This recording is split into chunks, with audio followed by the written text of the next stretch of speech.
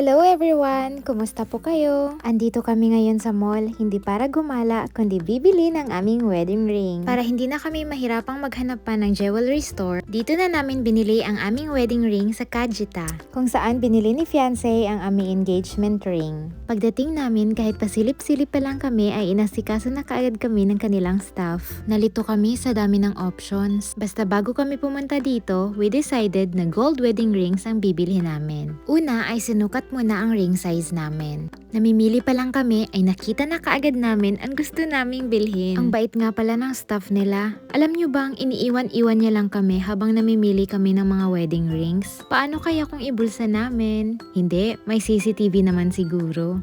Hindi ko alam na kapag bibili ng wedding ring dito sa Japan ay may extra services na and freebies. Hindi na pala kami nahirapang pumili kasi nakita na kaagad namin ang pasok sa category namin. Other than gold, ang gusto lang naman namin is budget price at simple, yung hindi ka matatakot gamitin araw-araw. 3 weeks muna ang hihintayin bago makuha ang mga singsing kasi kailangan pang i-adjust ang mga size nito. But for now, yay! Nakabili na rin kami! Masaya na kami at successful na ang araw namin. Kaya naisipan naming mag-snacks muna.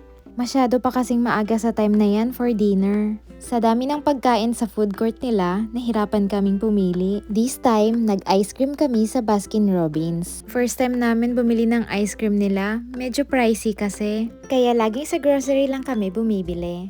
But it's time for a celebration, so we will taste their ice cream today! Sikat ito sa mga Hapon, especially kapag summer. Kahit sa picture pa lang naman kasi, matatakam ka na talaga. Ito naman yung special serving nila this season. Ang cute-cute kasi may Super Mario themed ice cream din. Pero dahil first time namin tikman, mas pinili namin yung regular cup na may 3 flavors. Mahihirapan kang pumili ng flavor sa dami ng options nila. Habang namimili ka, namimigay pala sila ng pa-free taste, especially sa mga bagong display nila na flavors. Pwede ka din palang mag-free taste sa mga flavors na gusto mong tikman. Ang galing, 'di ba? Sana pala tinikman namin lahat, kaso nakakahiya.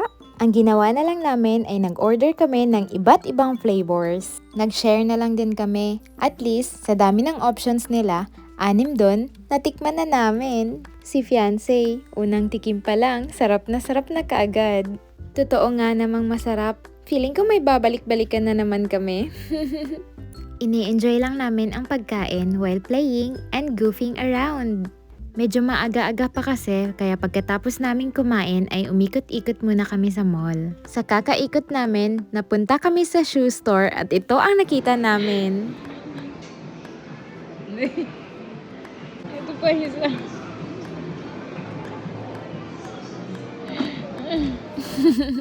Wala lang, natuwa lang ako. Naka-sports team din kasi ang mga mannequin nila. Kasi sports shoes ang mga paninda nila.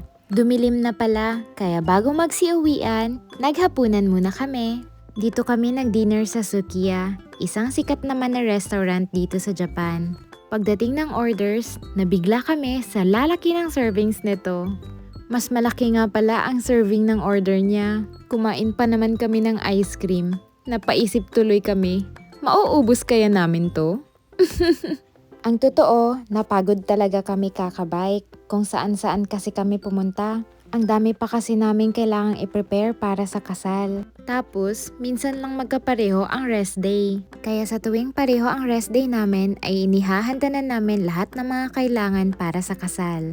O 'di ba, naubos? Hindi lang pagod ang mga yan, gutom din. Hanggang dito na lang muna. Salamat po sa panonood. Stay safe everyone.